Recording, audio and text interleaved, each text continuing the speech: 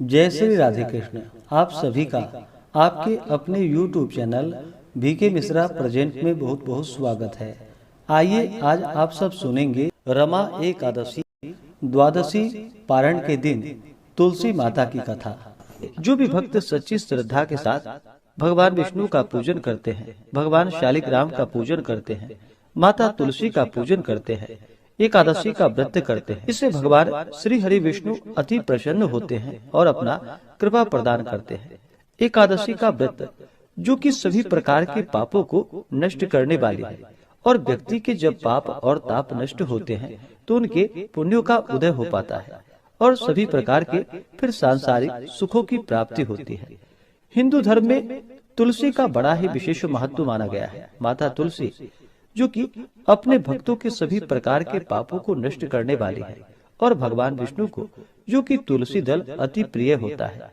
बिना तुलसी दल के भगवान विष्णु उस पूजन को स्वीकार नहीं करते हैं और जहाँ पर भी तुलसी का वृक्ष होता है वहाँ पर यम के दूत भी असमय नहीं आते जाते।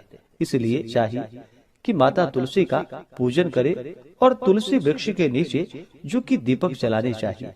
इससे माता तुलसी अपना कृपा प्रदान करती है। माता तुलसी का विवाह जो कि भगवान शालिग्राम के साथ विधि विधान के साथ कार्तिक के महीने में किया जाता है और प्रत्येक दिन भगवान विष्णु का पूजन करना चाहिए। भगवान विष्णु के पूजन के साथ साथ माता तुलसी का पूजन करते हुए कथा भी श्रवण करना चाहिए।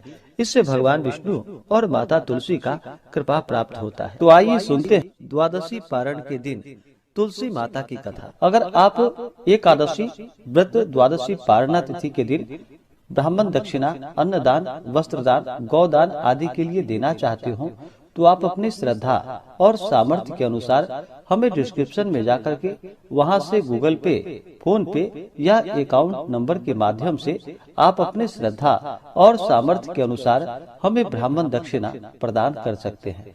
तो बोलिए प्रेम से माता तुलसी की जय, भगवान श्री हरि विष्णु की जय, माता लक्ष्मी की जय, भगवान शालिग्राम की जय, एकादशी माता की जय, सर्व देवी देवता की जय। तुलसी से जुड़ी हुई एक कथा जो कि बड़ी ही प्रचलित है। श्रीमद् देवी भागवत पुराण में इनके दिव्य अवतरण की दिव्य लीला कथा भी बताई गई है। एक बार भगवान शिव ने अपने तेज को समुद्र में फेंक दिया। उससे एक महातेजस्वी बालक ने जन्म लिया। यह बालक जो कि आगे चलकर जालंधर के नाम से पराक्रमी दैत्य राजा बना। इसकी राजधानी का नाम जो कि जालंधर नगरी पड़ा। दैत्यराज काल नेमी की कन्या वृंदा का विवाह जालंधर से हुआ। जालंधर जो कि महाराक्षस था, अपनी सत्ता के मद में चूर होकर उसने माता लक्ष्मी को पाने की कामना से युद्ध किया, परंतु समुद्र से ही उत्पन्न होने के कारण माता लक्ष्मी ने उसे अपने भाई के रूप में स्वीकार किया। वहां से फिर पराजित होकर वह माता पार्वती को पाने की लालसा से कैलाश पर्वत पर पहुंच गया। भगवान देवादिदेव शिव का ही रूप धारण कर माता पार्वती के समीप गया, परंतु माता ने अपने योग बल से उसे तुरंत ही पहचान लिया तथा वहां से अंतर ध्यान हो गई। देवी पार्वती ने क्रुद्ध होकर सारा वृतांत भगवान विष्णु को सुनाया। जालंधर की पत्नी वृंदा अत्यंत ही पतिव्रता स्त्री थी। उसी के पतिव्रत धर्म की शक्ति से जालंधर ना तो मारा जाता था और ना ही पराजित होता था। इसलिए जालंधर का नाश करने के लिए वृंदा के पतिव्रत धर्म को भंग करना बहुत ही जरूरी था। इसी कारण भगवान विष्णु ऋषि का वेश धारण कर वन में पहुँचे। वहाँ वृंदा अकेली ही भ्रमण कर रही थी, वहाँ पर घूम रही थी। भगवान के साथ दो मायावी राक्षस भी थे, जिन्हें देखकर वृंदा भयभीत हो गई। ऋषि ने वृंदा के सामने पल में दोनों को भस्म कर दिया। उनकी शक्ति को देखकर वृंदा ने कैलाश पर्वत पर महादेव के साथ युद्ध कर रहे अपने पति जालंधर के बारे में पूछा। ऋषि ने अपने माया जाल से दो वानर को प्रकट किए। एक वानर के हाथ में जालंधर का सिर था तथा दूसरे के हाथ में धड़ था। अपने पति की यह दशा को देखकर वृंदा मूर्छित होकर वहीं पर गिर पड़ी। होश में आने पर उन्होंने ऋषि रूपी भगवान से विनती की कि वह उसके पति को जीवित करे। भगवान ने अपनी माया से पुनः जालंधर का सिर धड़ से जोड़ दिया, परंतु स्वयं भी वह उसी शरीर में प्रवेश कर गए। वृंदा को इस छल का जरा भी पता न चल पाया। जालंधर बने भगवान के साथ वृंदा पतिव्रता सा व्यवहार करने लगी, जिससे उसका सतीत्व भंग हो गया। ऐसा होते ही वृंदा का पति जालंधर, जो कि भगवान शिव से युद्ध कर रहा था, वह युद्ध में हार गया और मारा गया। इस सारी लीला का जब वृंदा को पता चला तो वह क्रुद्ध होकर भगवान विष्णु को, जो कि शिला होने का श्राप दे दिया तथा स्वयं भी सती हो गई। जब वृंदा भस्म हुई, वहां पर तुलसी का पौधा उगा। भगवान विष्णु ने वृंदा से कहा कि हे वृंदा, तुम अपने सतीत्व के कारण मुझे लक्ष्मी से भी अधिक प्रिय हो गई हो। अब तुम तुलसी के रूप में सदा ही मेरे साथ रहोगी।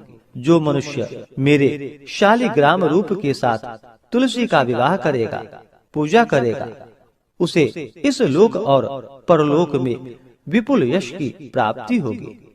जिस घर में तुलसी होती है, वहाँ पर यम के दूत भी असमय नहीं आ जा सकते।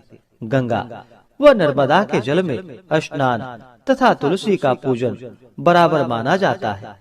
चाहे मनुष्य कितना भी पापी क्यों ना हो, मृत्यु के समय जिसके प्राण मंजरी रहित तुलसी और गंगा जल मुख में रखकर निकल जाते हैं, वह पापों से मुक्त होकर वैकुंठ धाम को प्राप्त होता है। जो मनुष्य तुलसी व आंवले की छाया में अपने पितरों का श्राद्ध करता है, उसके पितर भी मोक्ष को प्राप्त हो जाते हैं। इस प्रकार से जो भी भक्त सच्ची श्रद्धा के साथ भगवान विष्णु का पूजन करते हैं, भगवान विष्णु को तुलसी दल अर्पित करते हैं, भगवान शालिग्राम का पूजन करते हैं, माता तुलसी का पूजन करते हैं, भगवान शालिग्राम के साथ माता तुलसी का विवाह संपन्न करते हैं, उन्हें विपुल यश की प्राप्ति होती है तथा सभी प्रकार के पापों का नाश होता है तथा सभी प्रकार के मनोरथ सिद्ध होते हैं। तो बोलिए प्रेम से भगवान विष्णु की जय, माता लक्ष्मी की जय, तुलसी माता की जय, भगवान शालिग्राम की जय, सर्वदेवी देवता की जय। इसी प्रकार से जो भी भक्त सच्ची श्रद्धा के साथ नियम और निष्ठा के साथ भगवान विष्णु का पूजन करते हैं, भगवान शालिग्राम का पूजन करते हैं, तुलसी माता का पूजन करते हैं, उनके सभी प्रकार के दुख और कष्ट दूर हो जाते हैं तथा भगवान विष्णु की कृपा से, माता तुलसी माता लक्ष्मी की कृपा से व्यक्ति के सभी प्रकार के पाप और ताप नष्ट हो जाते हैं तथा सुख और समृद्धि की प्राप्ति होती है। तो आशा करता हूँ कि यह जानकारी आपको अच्छा लगा हो।